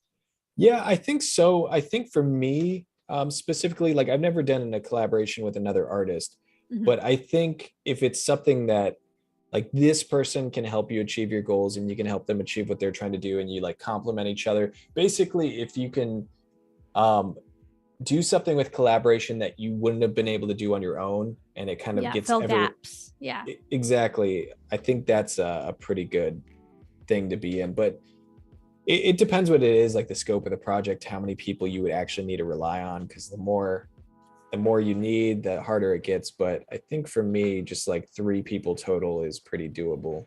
Right. Do you find like do you find that there is more accountability when you have collaborators? Yeah, I mean, with that said, we're all doing it pretty casually, and I haven't actually worked on the animation project in a while. But I think that's kind of the case for all of us, is it's a free time thing. So no one's really coming down on the others and expecting like you need to do more. But yeah, there certainly is that kind of looming over. I'm like, I gotta start working that back into the schedule because, you know, I can't let people down. You. Yes. Yeah, exactly. I feel like, you know, artists tend to work isolated, and that sometimes means that if you just don't feel like doing something, you can just cross it out from the schedule, but then, you know, you might never hit those goals that you set for yourself if you keep pushing things back. So collaborators can maybe help keep you on task if you have a hard time committing to personal projects. But I mean, it comes with its own side effects, I guess. What are you doing here? I'm curious. So I'm realizing I have a tool that I use all the time, and it's not set up because, again, I reinstalled Windows, and my Smudge tool, I hotkey to N, so I can switch from B to N, because when I'm using this one brush, I'll show you real quick. Tell us everything. The opaque brush I was mentioning, this one. Okay. I use the Smudge tool to soften the edges there. Got it. Looks like I'm getting a little bit of lag. I'm wondering if my settings are different, but the brush is it's a soft round brush, and then in the brush settings, I turned the smoothing down a bit, or not smoothing, was it? The spacing I turned down a bit, but I check on scattering and I set it to 10%. The scattering is what really helps it kind of obliterate that edge, but be careful, because if you use it really big, if I made a mark there, it could possibly crash my computer. Save. Yeah, I'm not gonna test it, but I never really use it for big sections, just for little. Got it. So his jawline was way too sharp. That's not like a realistic look for the shadow of a jawline. So I just softened it up with this smudge tool. Nice. I love that little explanation. I feel like now everyone at home can be sure they set up their smudge brushes similarly so they can get the same effect. If you missed it because you were just listening, you might have to watch the replay to catch those screenshots. But it's super cool, and I just love seeing all the little details of your process here. So now you have another layer, the key light layer. What brush are you using? What's the purpose here of this layer? So this is, key light is like a photography term, but it's basically our main light source. And I clipped that to the mask. So far we've done flat colors, shadow layer, ambient occlusion shadows, and key light is going to be basically me just doing my main light source. And before I do that, this is what the shadows look like without any colors, if anyone was curious. There, so this is the ambient occlusion shadow itself. And then this is the shadow layer on top of that. That's the shadow layer by itself. So together they give it a bit of definition there. That's the goal. So much definition. It almost looks paper cut. Yeah, exactly. And I kind of realized in the hand, like under these fingers, I could do some ambient occlusion. So I could do that real quick. Why not? Yeah, but it kind of helps you. Yeah, now you can clearly see where you're missing anything. I feel like because the main color layer that you added it was a bit just busy. It's hard to see exactly where you need to add those shadows. Yeah, exactly. So I get my airbrush back and go onto my ambient occlusion layer and just kind of do this a little bit. Add those little shadows that make all the difference. And if any of these edges are too hard, just deselect it, get my smudge tool that I've hotkeyed to N, and just soften those edges just by dragging it back and forth over it. Nice. So natural. I think that's pretty good. I like that. So little shadow in the hand. Probably went a bit too far on the top, so I'll just erase it out where I need to. A lovely sloth man anatomy happening here. So now with the key light, I can get my brush. That's my opaque brush. It's that sample brush 10-3. It's the one with the solid stroke. And I can just find a color that I like, because this is going to be a color dodge layer. So the lighting layers I do are almost always color dodge layers. I choose a warm color like orange, and then I keep it very desaturated and towards the darker end. Because nice. Color dodge goes crazy. If you go too bright, it's going to look like that. But if you keep it pretty dark, you can just get like a light source. So do I want the light coming from the right? Do I want it coming from the left? I can kind of quickly explore these ideas.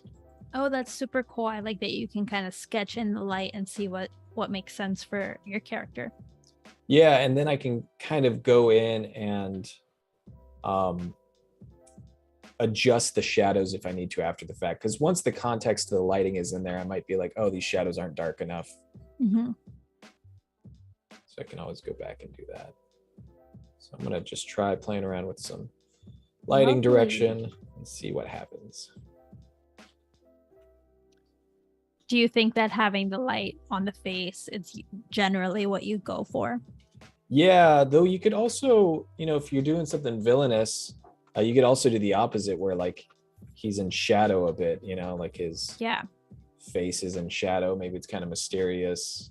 Because there's all sorts of lighting that you'll see in cinematography of, film, where like someone's face being partially obstructed into shadow is kind of I think it's kind of an effect where, they've got something to hide maybe, or they're partially concealed. So kind of reflects maybe their motives. So sometimes you'll see that, or like under lighting is unnatural lighting. So I think we're kind of evolutionarily prone to like see it as something kind of weird and unnatural because we're so used to light coming from the sun, coming from the top. So there's different like things you can kind of do with lighting that have different implications, I guess. Convey something about the character that you're highlighting. Yeah, or even just like a mood, like a creepy mood, or maybe a happy mood, and kind of reflects on the character too.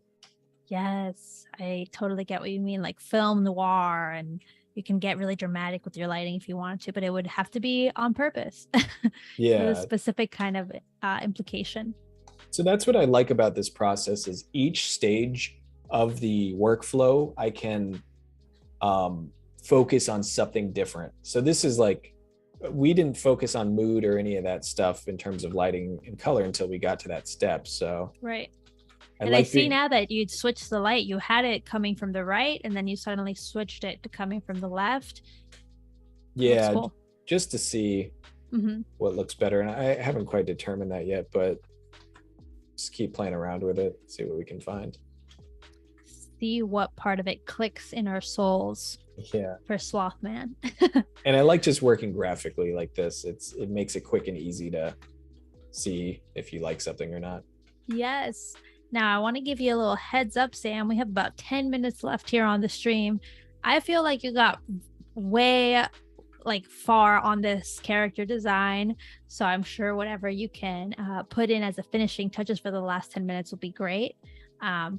But yeah, I just wanted to give you that little heads up. And that's also a heads up for all you viewers out there. If you're tuning in, whether you're tuning in from Behance, whether you're tuning in from YouTube, bring your questions to the chat. We have a little bit more time left here live with Sam, so we can give you his tips for this process.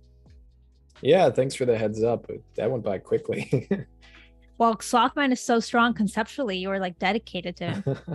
Yeah, this is a good one.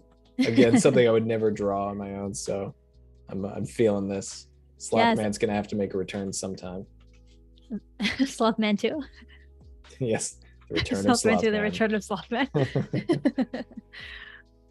It writes itself, basically. It does. It does. I mean, that's what happens when you have a strong concept put together by a crew of live audience folks. Oh man, and this is, I think I was originally doing this pose because he's got his hand up with a superpower. A lot of times they have fireballs or something. Yeah. I wasn't sure if we were going to do that, but I can show off that technique pretty quick. Sure. I'll do that, and if we have any time to paint before we go, I'll do that. But this is kind of the general idea of the lighting. I would definitely mess with it more. I'll show this. Let's see. I'll do a rim light layer. I don't always do rim light, probably more than I should, but I would use linear dodge for this instead of color dodge. I use color dodge for all my lighting layers except for rim light. So, okay, noted. Write that down, everyone. But let's see, I'll clip this and see if it works. It works the best on a dark background. So let me try this. I just lowered the opacity earlier, but I could bring it back. Even here, I think we'd want a darker background. So let me try doing this. Multiply layer. So now you're multiplying the background. Yeah, I'm just gonna pick a kind of dark color and darken it down overall. Cool.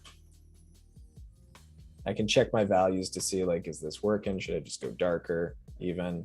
Maybe that would be better. Yeah. Oh yeah, that works nice.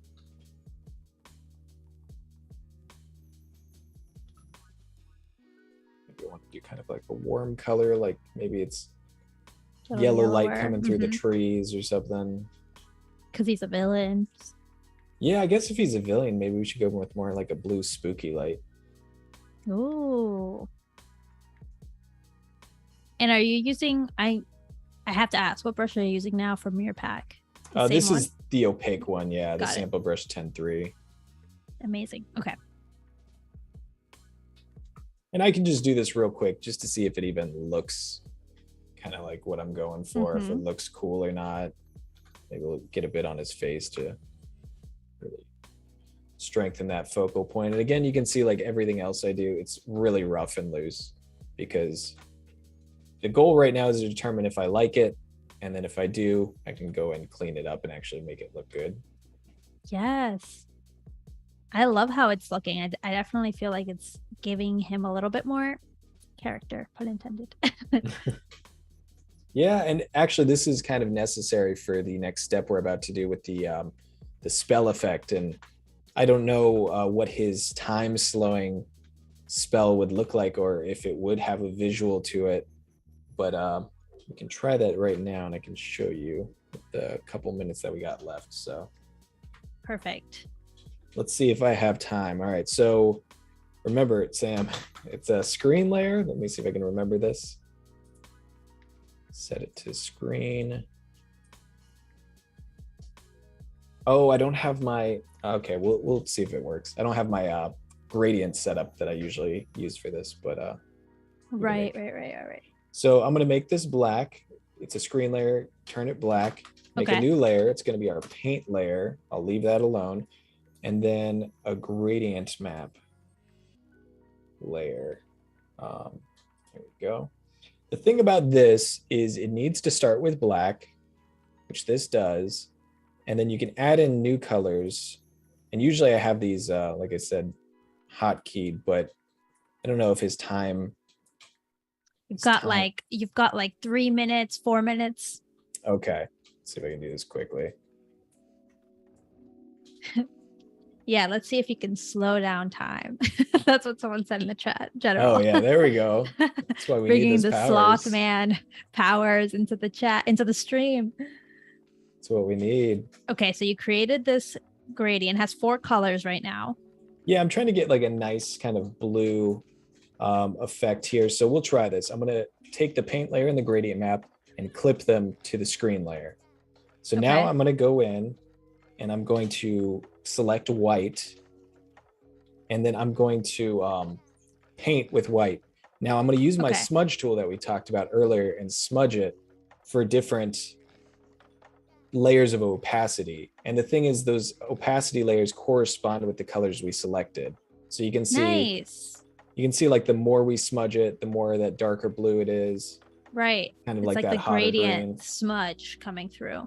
Yeah. So from here, I don't know what his time travel spell effect looks like, but is it like a ring? Let's pretend it's a ring. Yeah, go for it. Okay, so we'll do this. And this might be hard to smudge, so what I could even do is I could blur it. We can try that. Filter, blur, Gaussian blur. We can blur it manually. Okay. Oh, whoops, nice. I'm blurring the wrong layer. So lock your layers. That was on the screen layer. We want to paint on the paint layer. Oh, I deleted it. Okay, now it all makes sense. Let me see if I can get this back. I'm gonna undo these. Undo. I think I was painting on the wrong layer the whole time. It was the screen layer rather than the paint layer. So we'll do this real quick. Do filter. Cut me off at any time too, once we gotta go. We got a couple minutes here. Yeah, so you can do things like that. Oh, nice. And even that blur effect then also has that gradient in it. Yeah, so it's just kind of blurring these lines we're making. And the gradient map goes on top of it. Yeah, it corresponds with that. So I was painting on my screen layer before. That was the mistake I was making. So now I got, I have the screen layer, the paint layer, and the gradient map, and you only want to paint on the paint layer, which is just don't make the same mistake that Sam made, learn due to the pressure of time. Learn from him. But this is a super cool technique to quickly get some very like ethereal fantasy effects coming through. Yeah, and I can just kind of play around with dots and maybe little like electricity bits and smudge them to varying degrees. Oh, that looks so cool. Wow, I feel like in 2 hours you got Slothman to a T. Yeah, I think we got everything blocked in that I was hoping to at least touch on. So yeah, okay. So now that we have to start wrapping up, Sam, where can everyone find you? Give them a little reminder if they want more of this kind of content from you. Yeah, so I stream 5 days a week total between Behance and Twitch. But if you want to keep up with me, you can follow me on Twitter and Instagram. I always tweet when I'm going live, and I always post my Instagram stories when I'm going live. Instagram, I'm probably the most active overall. I use my stories and all that. So that's definitely the places to find me. And of course, my Behance and my Twitch, Sam Peterson Art everywhere online. Yes, I'm sure Wade will drop those links if he hasn't already in the chat. So if you need to check it out, go ahead and do that. And I know you want to because you want to see the finished Slothman when he's complete get posted. So be sure to follow Sam Peterson everywhere. And now that it looks like that's all we have time for, now that we're wrapping up here, thank you so much today, Sam, for showing us how to sketch a character, how to add color, how to add lighting, this really cool gradient map effect, and most of all, for sharing those brushes with everyone in the Adobe Live community. I know that we're going to see some amazing art come out of here with your amazing brushes. So thank you for that. Yeah, thank you. Yes, I want to tell you guys to stick around. Don't go anywhere. We have Illustrator Creative Challenges with Jack Watson coming up, followed by a new episode of How To with Clady Virgin, where Clady will show you how to use Lightroom to enhance your pictures on mobile and desktop. Once again, thank you, Sam, for showing us your skills, for introducing us to the wonderful Slotho or Sloth Man, whatever we ended up deciding. And thank you to all of you guys for watching and bringing us your amazing questions. You guys were awesome, and see you on the next stream, friends. Goodbye. Thanks, everybody. Bye.